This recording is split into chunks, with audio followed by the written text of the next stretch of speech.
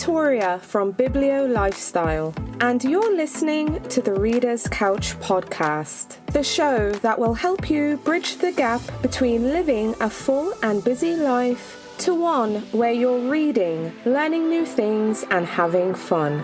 In today's episode, I will be chatting with Cindy Burnett, host of the Thoughts from a Page podcast, to get some great book recommendations where we have strong women at the center. And I'll also catch up with Cindy, see what's new, what she's working on, and what she's looking forward to reading next. So if you're looking for some great book recommendations where there's strong women at the center of the stories, then this episode is just for you. So stay tuned.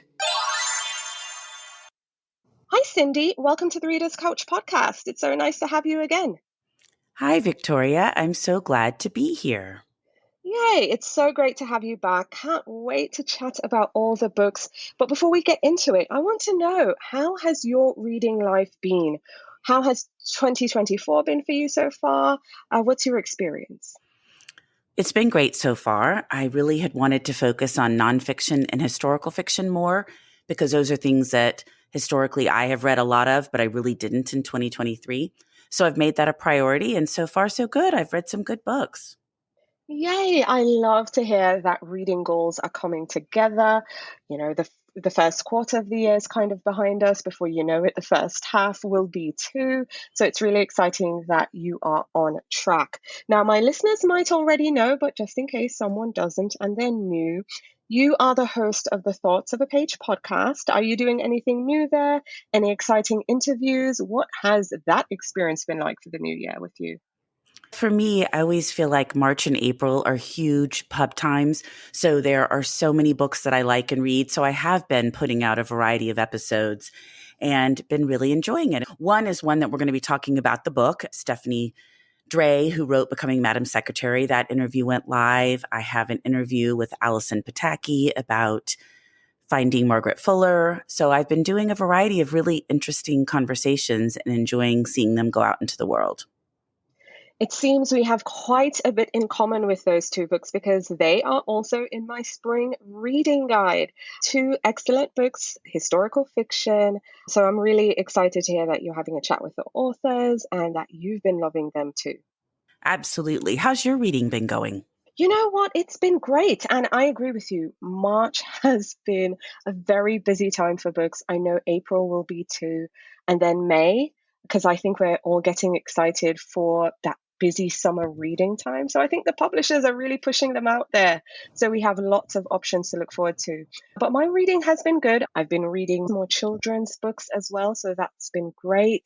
I am slagging on my nonfiction, but I'm hoping to pick up on that too. It's hard. There are so many books out there, and you just have to prioritize stuff and decide what's going to work best for you. Absolutely. We do have to take that time. But you also have a wonderful Patreon community. What's new in that space? We read an early read a month where people get a NetGalley widget, and then we meet with the author pre-publication. And we are reading Claire McIntosh's new book, A Game of Lies. And so we meet with her this coming weekend, and I'm looking forward to that. And other than that, I think we've just been plugging along. I love that group. It's a really nice community. I love when readers get together and they can read a book together. So it's really great that they all get NetGalley widgets so they can read along as well. So listeners, if you're interested in joining Cindy's book club, I'll have links for you to join in the show notes. So I've welcomed Cindy on so that she could share some of her amazing book recommendations, but specifically we're focusing on stories with strong women at the center. I've always prioritized reading books by women. And if I'm honest, I tend to read more books by women. What about you, Cindy? I think I'm the same way. I guess I prioritize it, but I am also just drawn to that. So I would say at least 80% of my reading is by female authors. Absolutely. I think I'm drawn to those stories as well. So I'm not going to let our listeners wait any longer because I'm really excited. So please share with us the first book on your list. So, what I decided to do today was come up with 5 books that are about women that actually existed. And these are historical fiction stories, but the women are real. And most of them are women that I didn't know much about before I read these books. And I love that this trend of getting stories out into the world about these lesser known women or people that have just been lost to history is continuing because it's so wonderful to hear their stories and be inspired by them. I'm so excited to hear that because I truly feel the same way. So many books out now with women at the center who are real women, but I too had no idea they existed. So it's just really inspiring to learn their story. So the first one is one I mentioned a minute ago, and it's Becoming Madam Secretary by Stephanie Dray. So Stephanie brings to life Frances Perkins, who was the first woman to serve as a U.S. cabinet member. And you might think, okay, the first cabinet member, that would be in the 1980s, the 1990s, but no, you go all the way back to the 1930s, which I thought was fabulous. So she was appointed by FDR as Secretary of Labor, and she's the mother of Social Security and helped create and launch FDR's New Deal. The book starts with her early years, and it reads like a who's who. She dated Sinclair Lewis. She knew all these other famous people that were in New York City at the time.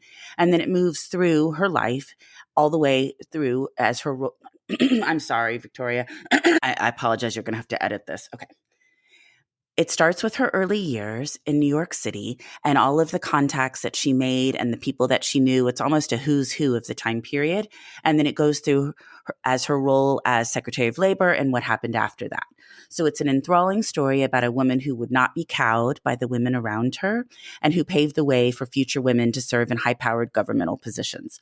I loved learning so much about her role as Secretary of Labor, her relationship with FDR, which was purely professional. They worked together for many years, and then the time period following the Depression.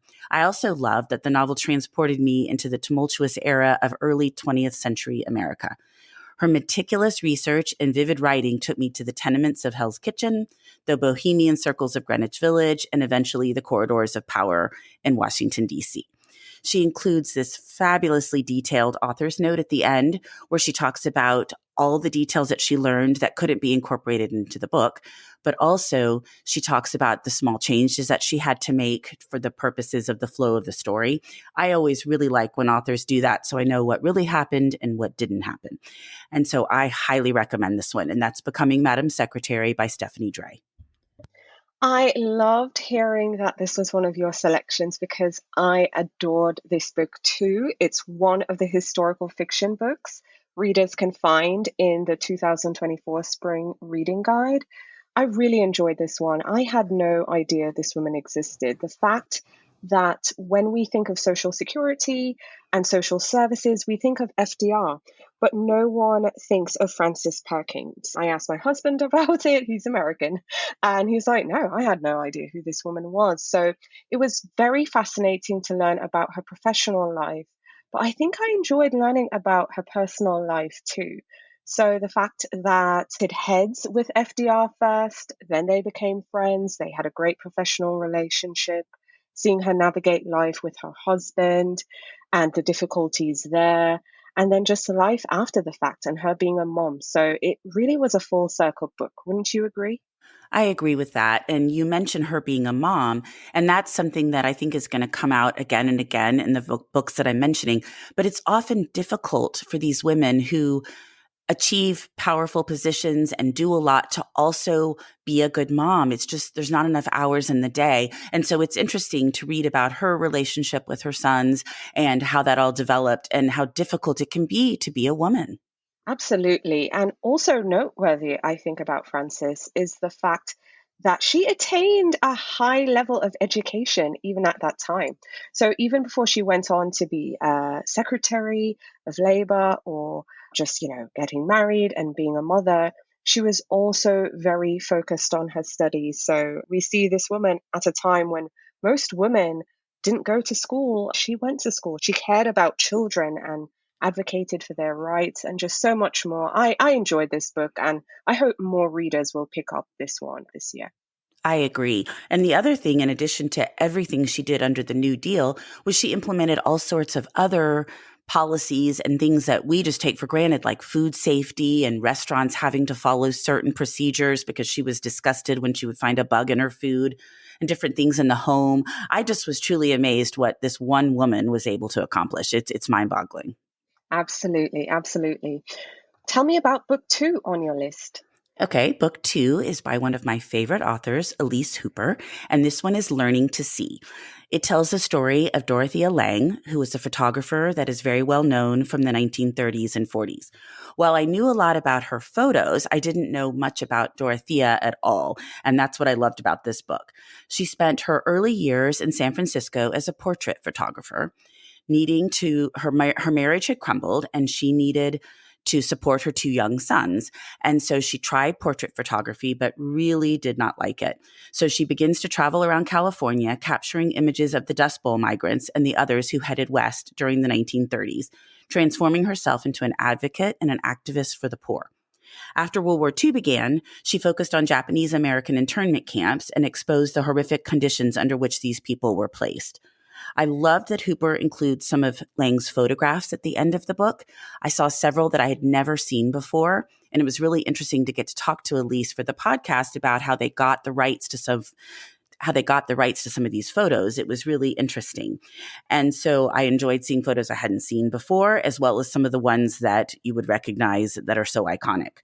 But the book also is structured in a way that I found to work very well for telling Lange's story. It opens in 1964 when she's received a letter from MoMA about launching a retrospective of her work, and then it travels back in time to tell her story. This is another story where her relationship with her sons often suffered because she was such an activist and she felt the plight of these people and needing to demonstrate it and show it and get that out there. And that often meant that she couldn't spend the time with her sons that she would have wanted to spend. And so I just think that it's really interesting and somewhat sad that becomes a recurring theme. Now, this book, I have to say, is new to me. I didn't read this one. Who would you say this one is good for fans of, like a book similar to this one? It covers the Dust Bowl period and then the internment camps of World War II, but it's all set in the U.S. So I think people who like to look back on time periods that maybe they're not as familiar with, if you liked the Four Winds and you wanted to learn more about the Dust Bowl, Dorothea Lange is a fascinating person from that time period, everything she did and accomplished. And if you look her up, you've probably seen her photos of a variety of places, but not everybody can necessarily connect them to her. Right. Okay, that makes sense. Well, this is a book new to me and I'm excited. Tell me about book 3. All right. Book 3 is The Personal Librarian by Marie Benedict and Victoria Christopher Murray. I'm sure you're familiar with this one. Yes. I don't know that anybody isn't, but I think it's just such a fabulous story that I want to make sure I highlight it. Belle DaCosta Green worked as J.P. Morgan's personal librarian and curator of his private library, which was housed in a townhouse off of East 36th Street in New York City, before the collection became the Morgan Library and Museum. While she became an influential individual in the art world and one of the country's most prominent librarians, she hid a devastating secret for the time period. She was a Black woman passing as a white woman, and moreover was the daughter of the first Black graduate of Harvard. The Personal Librarian chronicles Belle's life and legacy and what it was like to be torn between success and the desire to be herself. The two authors effectively evoke Belle's constant struggle to straddle the two worlds she was caught between and the downhill trajectory of race relations during her life that further complicated her choices. All sorts of fascinating book-related information is woven seamlessly into the story, including details about rare books, manuscripts, and other things that I was not aware of and I loved learning. I am always so intrigued by books about books. So she also talks about the Gutenberg Bibles, the first books printed in English and who printed them, and so much more.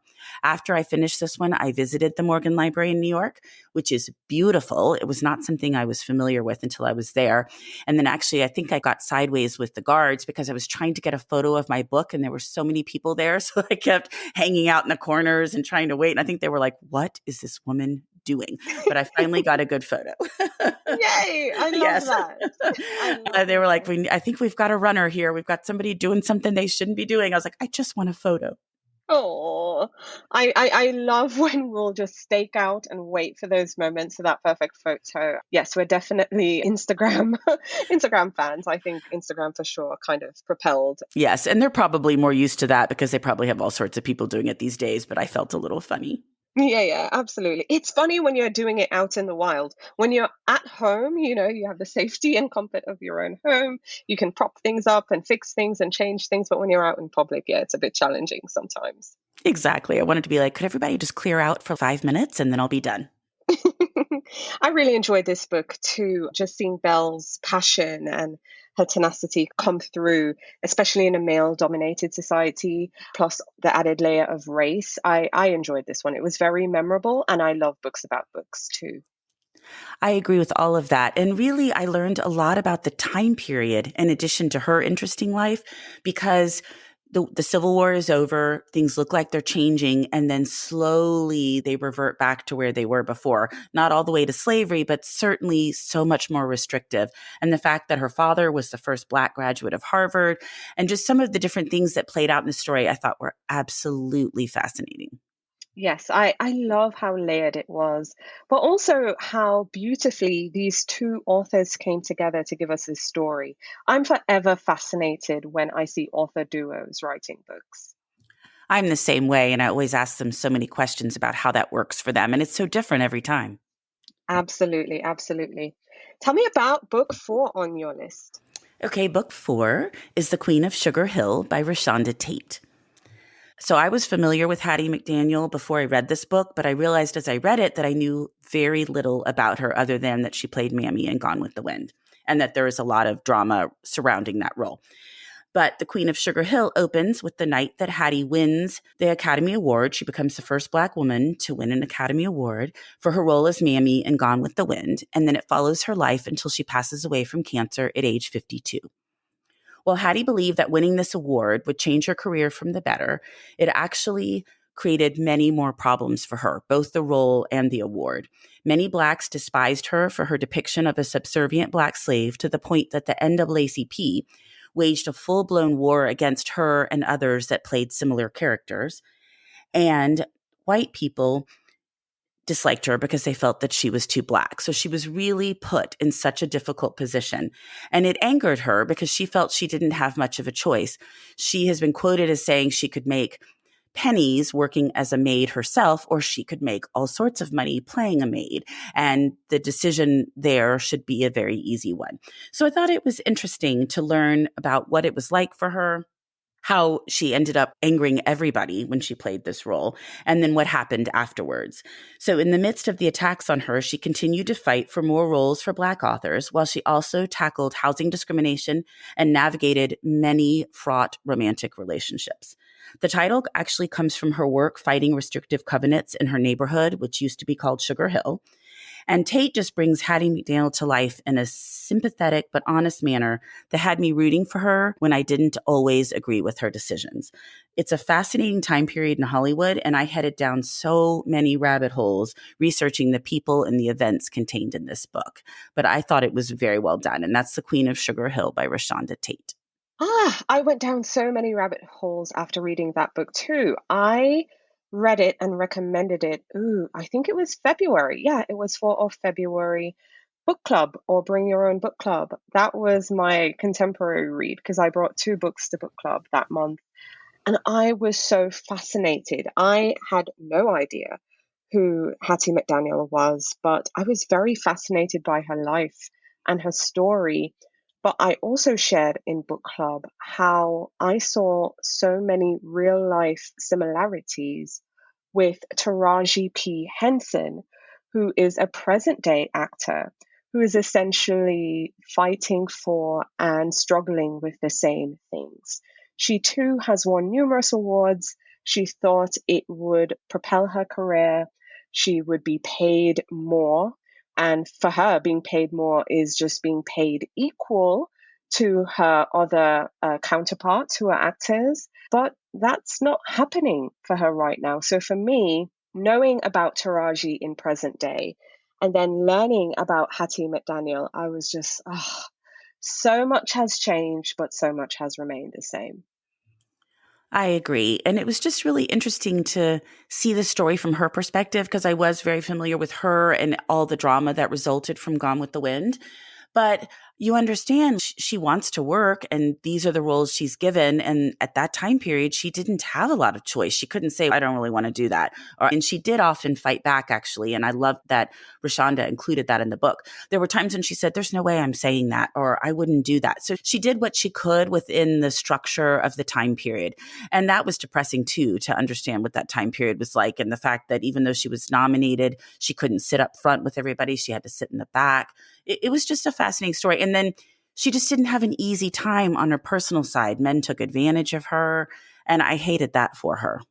Yes, I was actually going to say that her personal life was equally, if not even more heartbreaking than her professional life. And I felt sad for her because she was not accepted in either world.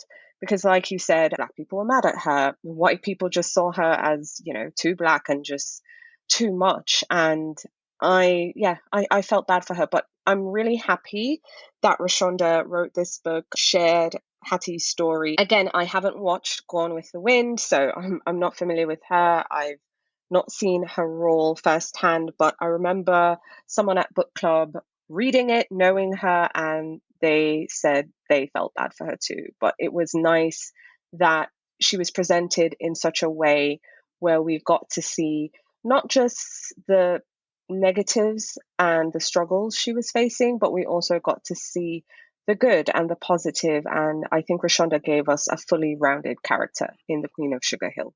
I agree. And I really felt that her professional life probably completely informed her private life, that she was just struggling so much outwardly and professionally that then she just didn't always make good choices personally. It would have been very difficult to be her. But I also loved learning that she fought restrictive covenants and that she did some of these other things. I think she really paved the way for people way more than a lot of people understand and realize.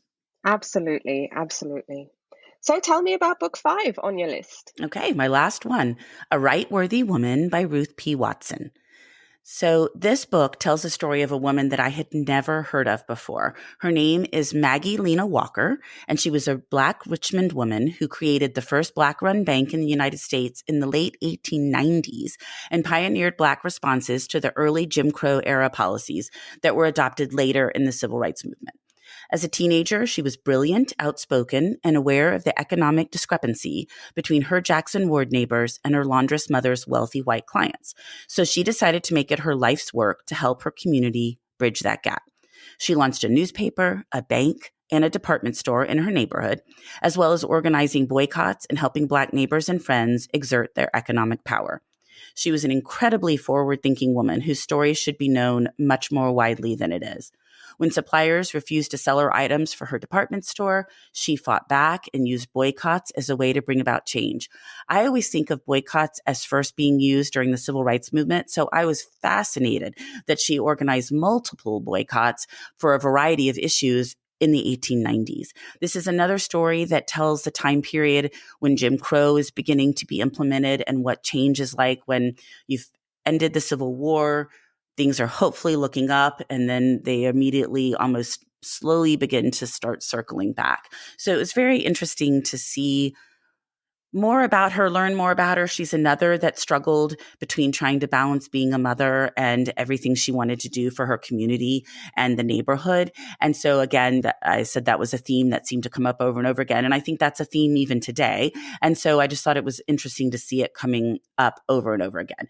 But I think that if you love that time period, if you like to learn about somebody that you probably don't know about, this is a great book for you. Well, I will be adding that one to my reading list, or rather, I should say, bumping it up, because I have seen it. I haven't gotten around to it yet. It's very interesting. And I love that era, and I really love Richmond. So it was just fascinating to learn all about one of these areas that they call Black Wall Street. So there was one in Richmond that she helped create. So it was fascinating. Amazing. So you've given us 5 wonderful book recommendations today, but I have to ask, what books are you looking forward to reading in the year ahead? What's top on your reading list? That is a great question. I have not read the new Emily Henry yet. Funny story. And I keep seeing glowing reviews about it. So it is on my list. I somehow let James by Percival Everett get by me. And I have been seeing so many glowing reviews. So I just ordered it Hmm. today and I can't wait to read it when it arrives. It's already out, but somehow it got by me. And then what else? I'm trying to think. Oh, the new Ruth Ware. I'm excited for that. Something about the perfect couple or something is the name of that one.